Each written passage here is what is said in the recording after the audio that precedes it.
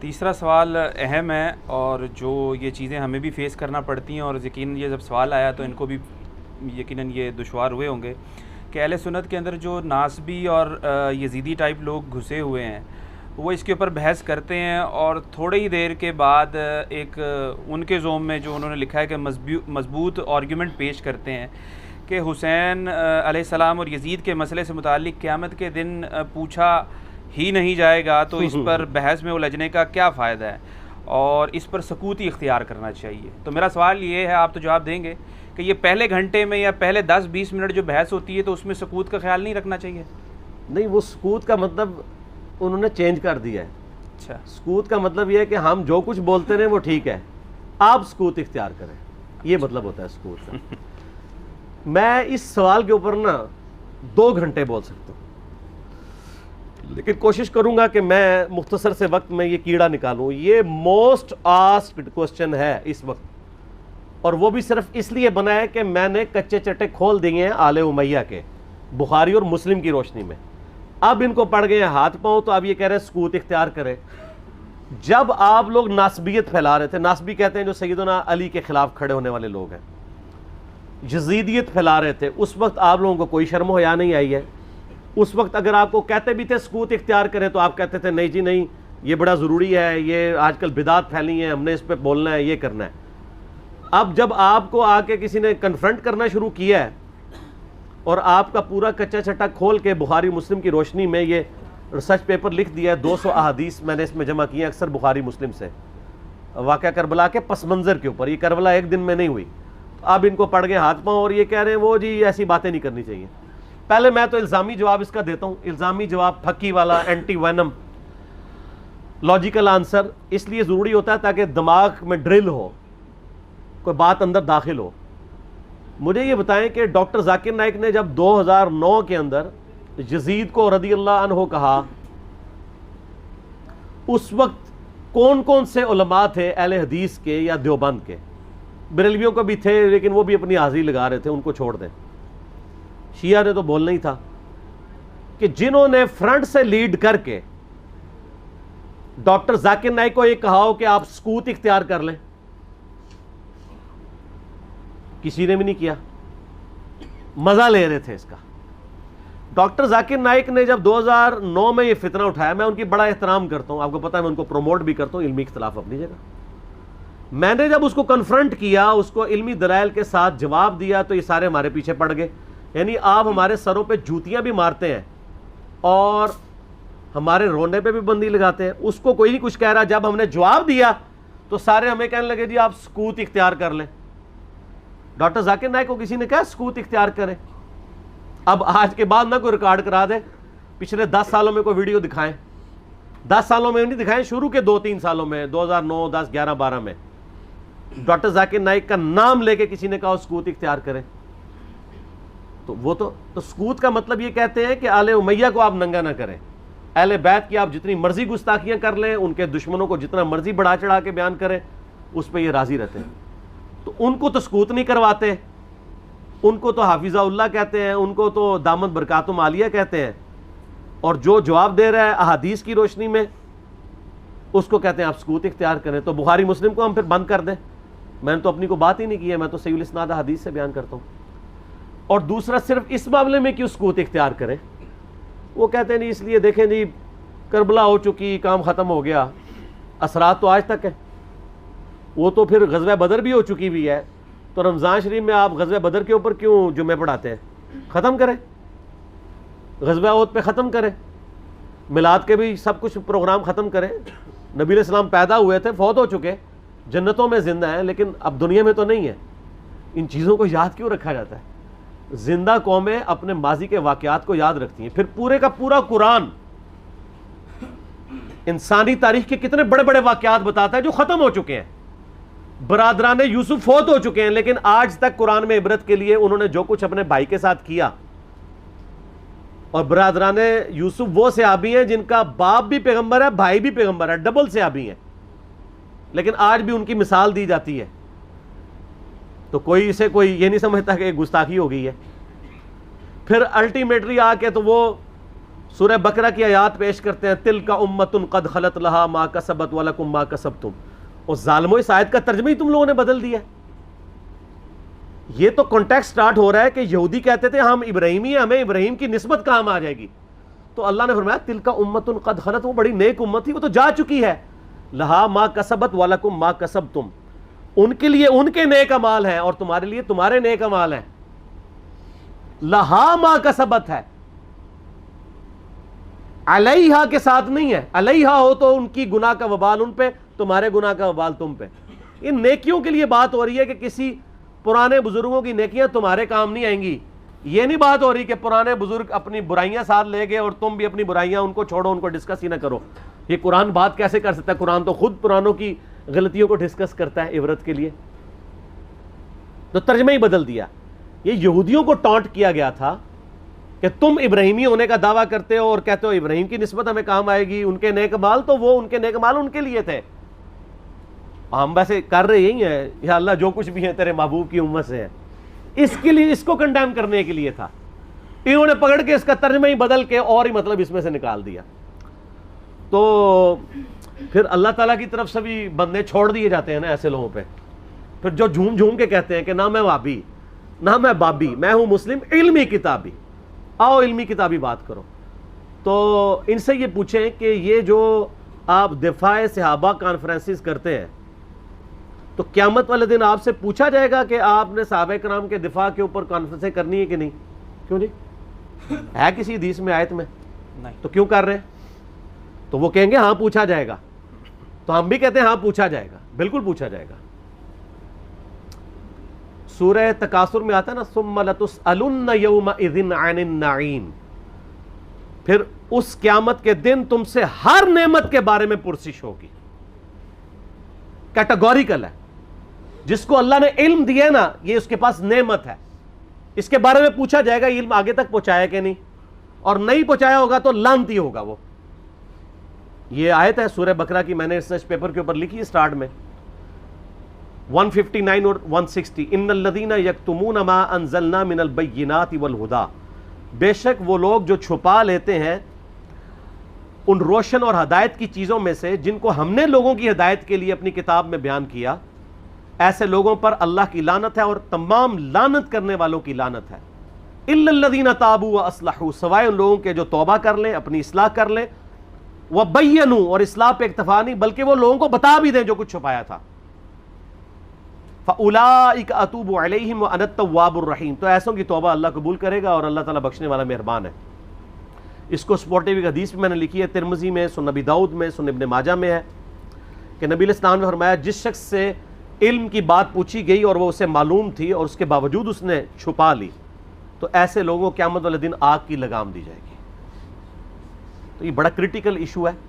علم اللہ کی نعمت ہے آپ کے پاس, اس کی قدر کے لوگوں کو صحیح بات بتائیں تو پوچھا جائے گا.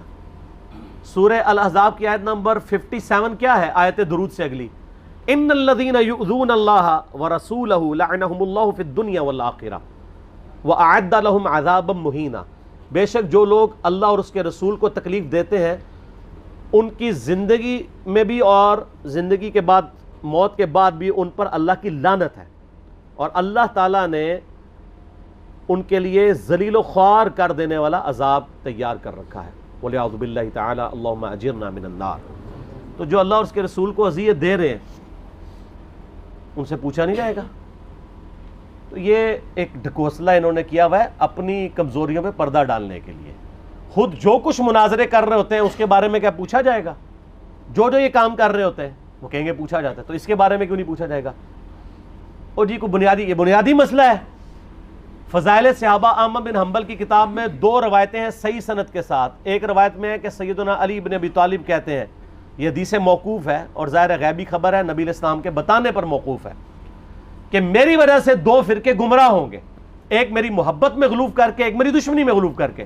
اور دوسری روایت میں ہے فضائل صحابہ احمد بن حنبل کی کتاب میں کہ میری وجہ سے 2 فرقے دوزخ میں جائیں گے, ایک میری محبت میں غلوف کر کے, ایک میری دشمنی میں. تو جب آپ کی جنت اور دوزخ کا فیصلہ اس کے اوپر ہو رہا ہے تو پوچھا کیوں نہیں جائے گا؟ اچھا اپنا کام یہ پورا کر رہے ہیں کہ جو سیدنا علی کی شان میں غلوف کر رہے ہیں ان کو یہ خوب سمجھا رہے ہیں کہ جی آپ اپنے آپ کو صحیح طریقے سے صحیح بندے کا پتر بنا لو ورنہ پوچھا جائے گا. تو جو سیدنا علی کے مخالفین ہیں ان کو سمجھانے کی ذمہ داری کس کی ہے؟ ان کو کون سمجھائے گا؟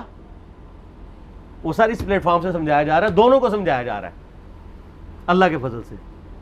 تو جنت و دوزخ کا تو فیصلہ ہونا ہے. پھر جو صحیح مسلم کی حدیث ہے 240 انٹرنیشنل نمبر کے مطابق علی سے محبت نہیں رکھے گا مگر مؤمن, علی سے بغض نہیں رکھے گا مگر منافق. تو آپ کے ایمان کا لٹمس ٹیسٹ ہی جو ہے وہ محبت علی ہے. تو جنت اور دوزخ کا فیصلہ اس کے اوپر نہیں ہونا. پھر غدیر خون کی حدیث جو صحیح مسلم میں 6225 سے 6228 تک ہے, آپ علیہ السلام کا آخری خطبوں میں سے ایک خطبہ ہے وفات سے 2.5 مہینے پہلے خم نامی گاؤں میں. اس میں کیا الفاظ ہیں؟ اے لوگو آگاہ ہو جاؤ, میں بھی ایک انسان ہوں, قریب ہے کہ اللہ کا قاصد یعنی موت کا فرشتہ میرے پاس آئے اور میں اس کی دعوت قبول کر لوں. میں اپنے بعد تم میں 2 بھاری چیزیں چھوڑ کے جا رہا ہوں. ان میں سے پہلی چیز اللہ کی کتاب ہے, اس میں ہدایت ہے, اس میں نور ہے. تم اللہ کی کتاب کو پکڑو, اپنا تعلق اس کے ساتھ مضبوط کرو. اللہ کی کتاب اللہ کی رسی ہے, جو اسے پکڑے گا ہدایت پہ ہوگا, جو چھوڑ دے گا گمراہ ہو جائے گا. اور دوسری بھاری چیز میرے اہل بیت ہیں. پھر 3 دفعہ آپ علیہ السلام نے فرمایا میں اپنے اہل بیت کے معاملے میں تمہیں اللہ کا خوف دلاتا ہوں, میں اپنے اہل بیت کے معاملے میں تمہیں اللہ کا خوف دلاتا ہوں, میں اپنے اہل بیت کے معاملے میں تمہیں اللہ کا خوف دلاتا ہوں. جب نبی علیہ السلام آپ کو ڈرا رہے ہیں, وہاں تو کسی نے کہا یا رسول اللہ اہل بیت کے بارے میں پوچھا جائے گا. پھر المستدرک الحاکم میں صحیح سند کے ساتھ حدیث ہے انٹرنیشنل نمبر کے مطابق 4712 کہ نبی علیہ السلام نے فرمایا اگر کوئی شخص پوری زندگی حجر اسود اور مقام ابراہیم کے درمیان نمازیں پڑھتا رہے اور روزے رکھتا رہے اور قیامت والے دن اللہ سے اس حال میں ملاقات کرے کہ ہم اہل بیت کا بغض اس کے دل میں ہوا, تو اللہ اسے ضرور دوزخ میں داخل کرے گا. اگر اہل بیت کا بغض نمازوں کے باوجود, اور عام نمازیں نہیں, حجر اسود اور مقام ابراہیم کے درمیان اور روزے رکھنے کے باوجود آپ کو دوزخ میں لے جا سکتا ہے, تو کیوں نہیں پوچھا جائے گا؟ ایک کہانیاں بند کرو. اصل میں ان بیچاروں کا بھی قصور نہیں, ان کے بڑے بزرگ بھی ان کو کہانیاں کراتے رہے. انہوں نے وہی کہانیاں سن کے تو آگے بیان کی. ان کو کیا پتا تھا کہ آگے تو مسئلہ کھڑا ہو جائے گا. آگے تو ہر جگہ ہی آواز آ رہی ہے کہ نہ میں وہابی نہ میں بابی, میں ہوں مسلم علمی کتابی. ان کے تو گاٹے فٹ ہوگی یہ چیز. تو یہ اتنی ساری آیات اور احادیث اس بات کا ثبوت ہے کہ یہ سچائی ہے, اور یہ سکوت کا صرف آپ کو کہتے ہیں. جو بکواسات کر رہے ہوتے ہیں ان کو نہیں کہتے. مودودی صاحب کے پیچھے پنجے جھاڑ کے پیچھے پڑ گئے, جی مودودی صاحب نے خلافت و ملوکیت لکھ کے مصیبت کھڑی کی.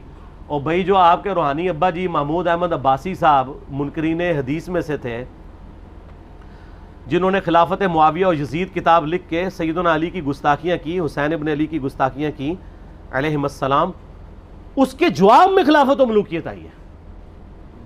کہتے نہیں ایویں لکھ دی, ایویں نہیں لکھی, جواب میں لکھی ہے.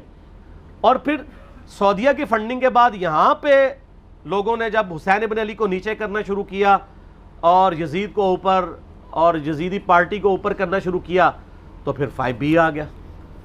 آپ دیکھیں کبھی بھی انیشیٹو اہل بیت کے چاہنے والوں کی طرف سے نہیں لیا جاتا. یہ تو ہم جواب والی سائڈ پہ بیٹھے ہوتے ہیں, ہمیشہ یہ پنگا لیتے ہیں, ہم جواب دیتے ہیں. جب جواب دیتے ہیں ان کی ہوتی ہے ٹھکائی, پھر یہ کہتے ہیں سکوت اختیار کر لیں. سمجھ آ گئی آپ کو پوری گیم؟ یہ سکوت کا بات یہ کرتے ہی اس لیے ہیں کہ ان کی ہوتی ہے ٹھکائی. ان کو تو یہ حدیثیں ہضم نہیں ہوتی ہیں. اب یہ اپنے عوام کو منہ نہیں دکھا سکتے, پھر ان کو بڑی مصیبت کھڑی ہو جاتی ہے کہ اب کیا کریں, کس طریقے سے اب قابو کریں. تو آخری حل یہ ہے سکوت اختیار کر لیں. سکوت آپ لوگوں نے تو کوئی نہیں اختیار کیا ہوا. آپ کے سامنے جب صحابہ کرام کی توہین ہوتی ہے تو آپ کیوں شیعہ کو سمجھاتے ہیں؟ سکوت اختیار کریں نا. کون سا آپ سے قیامت دن پوچھا جائے گا؟ یہ میں الزامی طور پہ بات کر رہا ہوں. اور آپ کے بڑے بزرگ سیدنا علی اور حسین ابن علی کی گستاخیاں کریں, ان سے اپنے بغض کا اظہار کریں. جب ہم ان کو سمجھائیں تو ہمیں کہتے ہیں آپ سکوت اختیار کریں. تو سر یہ 2 نمبر پالیسی چھوڑ دیں. میں نے پہلے بھی ان کو کہا ہے کہ لوگ گھاس کھانا چھوڑ چکے ہیں. پہلے لوگوں کو آپ نے بے زبان بھیڑے بنایا ہوا تھا, اب لوگوں کے ہاتھ میں قرآن و حدیث آ گیا. اور اس ریسرچ پیپر کے بعد تو یقین کریں ان کے پلے کوئی شے نہیں رہی ہے. یہ ریسرچ پیپر آپ ضرور منگوا کے پڑھیں. ایکسٹرا آرڈنری ریسرچ پیپر ہے. انشاءاللہ آپ کو معاملات کلیئر ہو جائیں گے انشاءاللہ تعالیٰ. ٹھیک ہو گیا؟ اس کے ضمن میں بس ایک چھوٹی سی بات یہ ہے کہ آج کا دور آپ کو پتہ ہے, میڈیا, اخبارات اور ریڈیو کا دور ہے. اگر آپ سے کہا جائے کہ کسی ایک واقعے سے متعلق, کیونکہ آپ اس کے بارے میں ایک کلیئر سٹینڈ رکھتے ہیں, تو اگر کسی واقعے کے متعلق آپ سے یہ پوچھا جائے کہ آپ اس کو فلاں واقعہ یہ ہوا آپ نے سنا، اور آپ سے پوچھا جائے کہ آپ فلاں شخص کو قاتل گرداننے کے لیے تیار ہیں، جبکہ یہ واقعہ کربلا 1400 سال پہلے ہوئی ہے، تاریخ بھی غلط ملت ہے، مکس ہے، سچ ہے، جھوٹ ہے، اس کے باوجود آپ کوئی کلیئر کٹ سٹینڈ اور حتمی رائے لے سکتے ہیں کہ فلاں شخص مجرم تھا؟ مجرم کا مسئلہ ہی نہیں ہے، یہ دیکھیں بڑا انہوں نے رخ بدل دیا ہے. ہم تو مجرموں کو اسپیسیفائی اس طریقے سے کرنا ہی نہیں چاہتے، اس سے تو غرض ہی نہیں ہے. ہم تو اس واقعے کے پس منظر، اس کے ایفیکٹس کو ڈسکس کر رہے ہیں. مثال کے طور پہ آپ اسے سمجھیں کہ مسلمان 10 ذوالحجہ کو سنت ابراہیمی پوری کرتے ہیں، تو کیا ہم 10 ذوالحجہ کے کانٹیکسٹ میں یہ ڈسکس کرتے ہیں کہ جو مینڈا قربان کیا تھا ابراہیم علیہ السلام نے وہ کتنے کلو کا تھا، یا اس کے سینگ کتنے تھے، ان کا کلر کیا تھا، یا جب انہوں نے ذبح کیا تھا تو اس کے کتنے حصے کیے تھے، کتنی بوٹیاں بنائی تھیں، اس کو بھون کے کھایا تھا یا سٹیم روسٹ کیا تھا، یہ ڈسکس کرتے ہیں. یہ انٹرسٹ کی چیزیں ضرور، اصل چیز ہم اس تھیم کو فالو کرتے ہیں کہ ابراہیم علیہ السلام نے اللہ کے لیے قربانی دی. واقعہ کربلا اس سے ریلیٹڈ نہیں ہے کہ جی ان کے اوپر پانی بند ہو گیا، ان کے اوپر ظلم ہوا، کتنے بندے شہید ہوئے، یہ سیکنڈری چیز ہے. اصل چیز ہے کربلا ہوئی کیوں نبی علیہ السلام کی محنت کو 50 سال کے اندر اس لیول تک پہنچا دیا گیا کہ ہزاروں صحابہ زندہ ہیں اور نبی صلی اللہ علیہ وآلہ وسلم کی پوری اولاد ذبح کر دی جاتی ہے. ہم تو یہ کہہ نہیں رہے کہ کیسے ذبح کیا انہوں نے، آری چلائی تھی یا تلوار چلائی تھی، یہ تو واقعہ کربلا تو سب کو پتہ ہے، ان کی شہادت بھی سب کو پتہ ہے. جامعہ ترمذی میں حدیث ہے حسن و حسین جنتی نوجوانوں کے سردار ہیں، اور ان کی والدہ جو ہے وہ جنتی عورتوں کی سردار ہیں. اور المستدل حاکم میں حدیث ہے حسن و حسین جنتی نوجوانوں کے سردار ہیں اور ان کے والد ان سے بھی بہتر ہیں. تو یہ تو ڈیفینٹ حدیثیں ہیں، یہ تاریخ تو نہیں ہے، نبی علیہ السلام کے فرامین ہیں. تو ان کی موجودگی میں ان کے ساتھ یہ کچھ کیا جائے تو ہم نٹی گریٹیز میں نہیں پڑھتے، ہم اس تھیم کے اوپر کہ یہ کون سی چیز تھی جس نے خلافت راشدہ کو ملوکیت میں بدل دیا، ہم اس تھیم کے اوپر بات کرتے ہیں. ہم کہتے ہیں چھوڑ دیں، بندے ہندے چھوڑیں، الٹیمیٹلی کیا نکلا ہے، کس کی وجہ سے ہوا ہے، وہ تو احادیث کی کتابوں میں موجود ہے. ہم کب کہہ رہے ہیں خفیہ کیمرے لگا گئے جی کس نے گولی پہلا تیر کس نے چلایا، یہ وہ ہم تو بتا رہے کس کے دور حکومت میں ہوا اور ان کا اپنا کردار کیا تھا، اس کو کس طریقے سے لا کے تخت پہ بٹھایا گیا. وہ ساری کی ساری چیزیں تو سامنے ہیں، وہ تاریخ کی کتابیں نہیں ہیں، حدیث کی کتابیں ہیں. اگر آپ کہتے ہیں کہ بخاری مسلم سے ہم نے صرف رفع الیدین کی حدیثیں لینی ہیں یا ایمانیات کی حدیثیں لینی ہیں اور باقی جو بخاری اور مسلم میں آل امیہ کی بدماشیوں کو ننگا کیا گیا ہے وہ ہم نے نہیں لینی ہے، تو سر پھر آپ اپنے آپ کو کلیئر کٹ، پھر ہم آپ سے واقعہ کربلا نہیں ڈسکس کریں گے، حجیت حدیث میں بات کریں گے. آپ کو اپنے آپ کو منکرین حدیث کہنا پڑے گا. یہ آپ اسکروٹنگ کیسے کریں گے؟ اس سے بڑی بات مجھے یہ بتائیں کہ عظمت صحابہ بڑی چیز ہے یا عظمت محمد رسول اللہ صلی اللہ علیہ وآلہ وسلم؟ تو بریلوی یہی تو رونا رو رہے ہیں، وہ کہہ رہے ہیں جی قرآن میں تھوڑی آیات ہیں. آپ پھر مڑ مڑ کے پڑھتے ہیں قل انما انا بشر مثلکم، اس میں تو نبی علیہ السلام کی تنقیص ہو رہی ہے. تو ہم ان کو کیا کہتے ہیں کہ تنقیص مقصد نہیں، نعوذ باللہ، نہ ہو رہی ہے.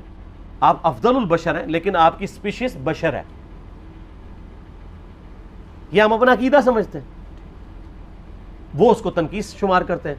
تو پھر اس وقت آپ بھی بریلویوں کی بات مان کے تو یہ آیات پڑھنا چھوڑ دیا کریں نا. آپ کہتے ہیں نہیں آیات ہے کیوں نہ بیان کریں، تو ہم بھی کہتے ہیں احادیث ہے کیوں نہ بیان کریں کہ صحیح بخاری میں حدیث ہے 2812 عمار کو ایک باغی جماعت قتل کرے گی، وہ جماعت دوزخ کی طرف بلا رہی ہوگی اور عمار ان کو اللہ اور جنت کی طرف بلا رہا ہوگا.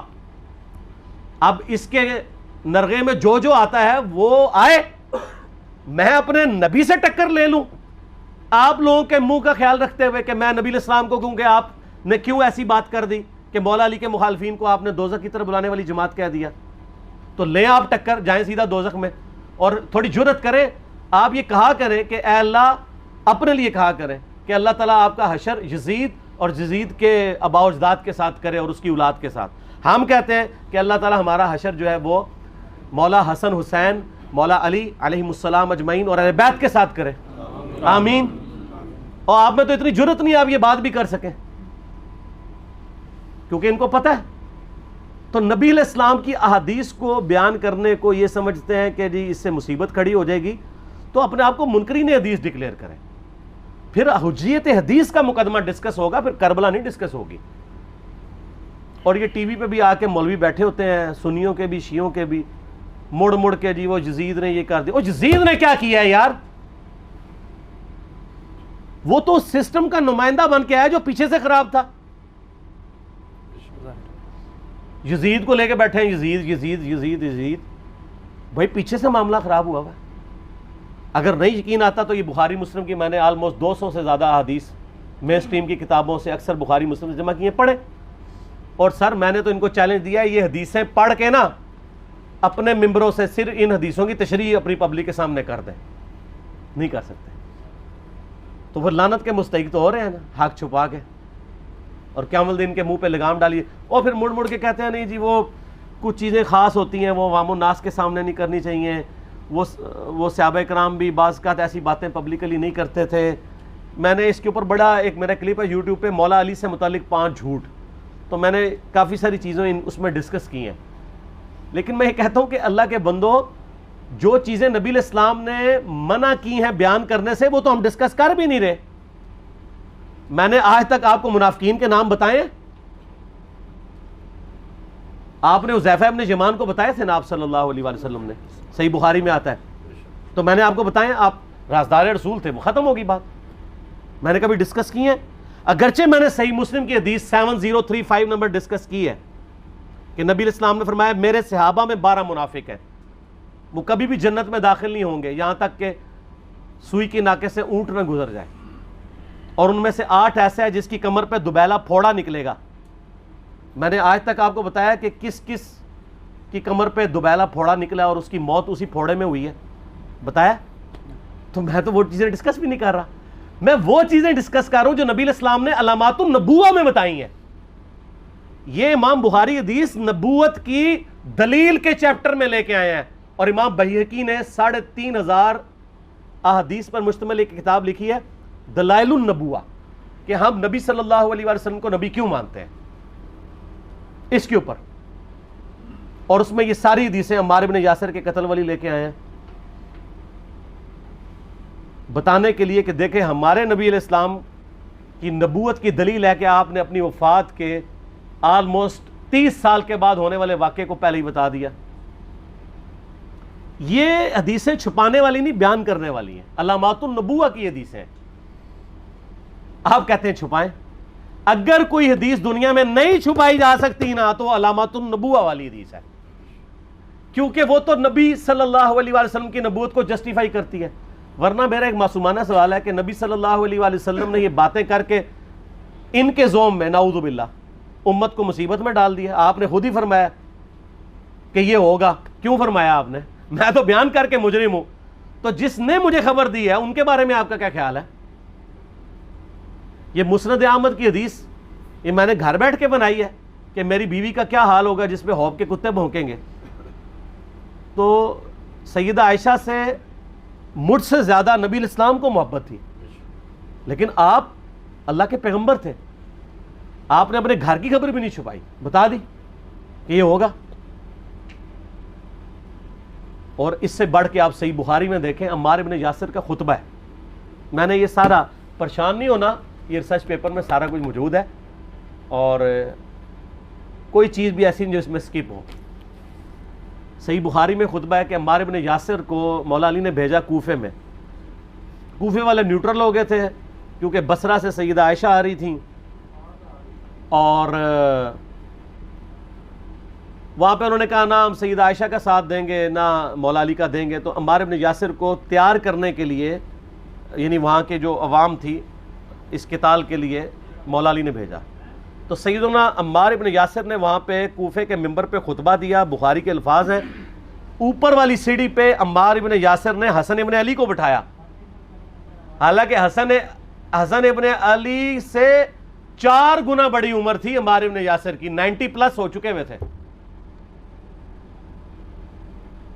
3-4 گنا ان کی عمر تھی، لیکن اہل بیت کا احترام کیا، خود نچلی سیڑھی پہ بیٹھے۔ بخاری کے الفاظ ہیں کہ اے لوگو اللہ نے تمہیں آزمایا ہے، ایک طرف دنیا اور آخرت میں تمہارے نبی کی بیوی ہیں سیدہ عائشہ، دنیا اور آخرت میں، یعنی عزت اپنی جگہ قائم. یہاں لوگ سمجھتے ہیں کسی کی غلطی آ گئی تو پتہ نہیں کیا ہو گیا. وہ یار اس کا مرتبہ اپنی جگہ ہے، غلطی اپنی جگہ ہے، پیغمبر نہیں ہے وہ. اور دوسری طرف علی ابن ابی طالب ہے. اللہ اب دیکھے گا تم عائشہ کی اطاعت کرتے ہو یا اللہ کی. علی کی نہیں، اللہ کی. کیوں؟ یا ایھا الذین آمنوا اطیعوا اللہ واطیعوا الرسول واولی الامر منکم. ان کا اولو الامر مولا علی ہیں، ان کی اطاعت واجب ہے. یہ اللہ نے آزمایا ہے کہ اللہ کی اطاعت کرتے ہو یا عائشہ کی. اور آپ حیران ہوں گے، یہ حدیث امام بخاری حضرت عائشہ کی فضیلت والے چیپٹر میں لے کے آئے ہیں. اگر امام بخاری مشورہ کر لیتے نا ناسبیوں سے تو انہوں نے کہا تھا سر آخری صحیح رکھو، پچھلے والا رہن دو. بلکہ پچھلے والا رکھو، آخری والا رہن دو. کہ عائشہ دنیا اور آخرت میں، وہ حدیث گھڑنے کا میں آپ کو طریقہ بتاتا ہوں، کاٹ چھانٹ کرنے کا. وہ آدھی حدیثیں لکھتے ہیں نا، آدھی حدیثیں ایسے لکھتے ہیں امام بخاری کہ سیدہ عمار ابن یاسر نے خطبے کے دوران فرمایا کہ سیدہ عائشہ دنیا اور آخرت میں تمہارے نبی کی بیوی ہیں، بس. لیکن امام بخاری نے پوری حدیث لی ہے، آگے وہ بھی ڈالا ہے کہ اللہ آزما رہا ہے کہ عائشہ کی اطاعت کرتے ہو یا اللہ کی. جیسے آپ کے علماء کر رہے ہیں. صحیح مسلم کی حدیث 6488 آدھی بیان کرتے ہیں سارے مولوی، بریلوی، دیوبندی، اہل حدیث سب. میرے صحابہ کو برا مت کہو، اگر تم میں سے کسی نے احد پہاڑ کے برابر بھی سونا خیرات کر دیا اور میرے صحابہ نے ایک مد یعنی 600 گرام خیرات کی، آدھا کلو، اس کے آدھے کو بھی نہیں پہنچ سکتا. بس. حالانکہ یہ مسلم کی حدیث سٹارٹ اس سے ہوتی ہے کہ عبد الرحمن بن عوف کو خالد بن ولید نے گالیاں دی جھگڑے کے دوران. حالانکہ دونوں مسلمان تھے، دونوں صحابی تھے. آپ نے حضرت خالد بن ولید کو بلا کے ڈانٹا، فرمایا تم میرے صحابہ کو برا مت کہو. تو خالد بن ولید نے تو آگے سے نہیں کہا حضور میں بھی صحابی ہوں. ان کو پتا تھا کہ عبد الرحمن بن عوف نے اس وقت اسلام قبول کیا جب اسلام کا مطلب تھا مار، تکلیف اٹھانا. اور خالد بن ولید نے گولڈن پیریڈ میں صلح حدیبیہ کے بعد اسلام قبول کیا. میں اب تم لوگ یہ کر رہے ہو، تم لوگ اگر احد پہاڑ کے برابر بھی سونا خیرات کر دو، یعنی صلح حدیبیہ کے بعد والے لوگ میرے ان کے برابر نہیں ہو سکتے. اور جو فتح مکہ پہ معافی مانگ کے مسلمان ہوئے ہیں طلقاء، مؤلفۃ القلوب، آل امیہ، ان کا تو لیول ہی کچھ نہیں ہے. یہاں تو خالد بن ولید کے بارے میں یہ بات کی جا رہی ہے.